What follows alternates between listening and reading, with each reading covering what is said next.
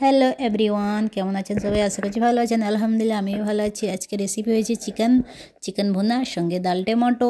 তো চিকেন ভুনা আমি নিয়ে নিলাম, সঙ্গে ভাত নিলাম অল্প, আর ডাল। তো একটু আমি খেয়ে দেখি প্রথমে কেমন হয়েছে। তো আমি ভুনাটাকে এত সুন্দর, আমার স্মেল আমি থাকতে পারলাম না, একটু আমি খেয়ে আপনাদের সঙ্গে তারপরে রিভিউটা দিয়ে বলছি। আর তারপরে দেখাবো কি করে, কেমন করে, কি মশলা দিয়ে, অল্প তেল দিয়ে রান্না করেছি, সব দেখাবো। কি টেস্টি হয়েছে, আর এত সুন্দর, ইয়ামি ইয়ামি টেস্টি একদম। আচ্ছা, কি নিয়েছি দেখাচ্ছি, চলেন। আমি চিকেনে বড় বড় পিস নিয়েছি, 12 পিস নিয়েছি। 1 কেজি নিয়েছিল, 2-3 পিস রেখে কোয়ান্টিটি হিসাবে, যে আমরা যখন খাবো এই হিসাবে আমরা নিয়েছি। তাই আমি ভালো করে ধুয়ে নিয়ে চলে এসেছি, এই যে ধুয়ে নিয়ে চলে এলাম। এবার এর মধ্যে স্বাদ অনুযায়ী লবণ দিব, লঙ্কা গুঁড়োর ঝাল আছে 1 চামচ দিচ্ছি। আপনারা চাইলে ওর থেকেও বেশিও দিতে পারেন, কমও করতে পারেন কোয়ান্টিটি হিসাবে। জিরা ধনে গুঁড়ো করে 4 চামচ দিয়ে দিলাম।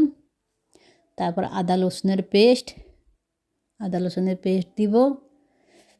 তারপরে চলে এসেছে ভিনিগার, তেজপাতা দেব না, ধনিয়া পাতা দিচ্ছি।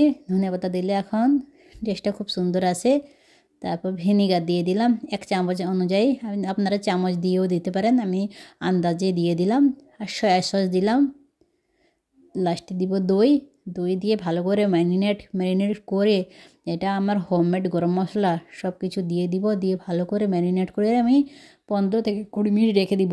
আর চাইলে আপনারা রাত্রে ম্যারিনেট করে রেখে দিতে পারেন, দুপুরবেলা রান্না করবেন, খুব সুন্দর, ওতে যত মশলা সব ঢুকে যাবে মাংসের মধ্যে, খুব সুন্দর স্মেল আসবে আর খুব সুন্দর টেস্ট ঢুকে যাবে, ভালোও লাগবে। তা আমি সঙ্গে আমি করলাম। আমি 15-20 মিনিট রেখে দিয়ে তারপর অন্য কাজ করতে করতে এখানে আমার এটা রেস্টে রেখেছে। তারপরে আমি ননস্টিকের তাওয়াই করব। ননস্টিকে আমার এটা বড় তাওয়া, এইখানে আমি ঘি দিয়ে করছি, আমি তেল ইউজ করছি না, শুধু ঘি দিয়ে, আর কিছু দেব না, যা মশলা দিয়ে দিয়েছি। এবার একটা করে আমি দিয়ে দিচ্ছি, আর মিডিয়াম আঁচে রেখেছি। বেশি তেজ আঁচ করলে ওটা পুড়ে যাবে, মাংস ভেতরে গলবে না। মিডিয়াম আঁচে করে রাখলে ভালো করে মাংসটা গলে যাবে। সবগুলো দিয়ে দিলাম, দিয়ে আমি 5 মিনিট পরে যখন কালারটা চলে আসবে দেখবো একদিকে, তখন ওটাকে উল্টাবো আবার। তো কালারটা কত সুন্দর চলে এসছে। এবার আমি চামচের সাহায্যে আমি উল্টে দিচ্ছি, সবগুলো এরকম করে উল্টে দিব। কত সুন্দর জড়াই না গায়ে, দেখেছেন কত সুন্দর লাগছে, কালারটাও এত সুন্দর এসে। তারপর আরও মিডিয়াম আঁচে রাখবেন এরকম, চাইলে আরও একটু বেশি করে ঘি দিয়ে দিবেন। আমি অল্প ঘি দিলাম, তেল দিব না, ঘি দিলে টেস্টটা খুব সুন্দর আসে।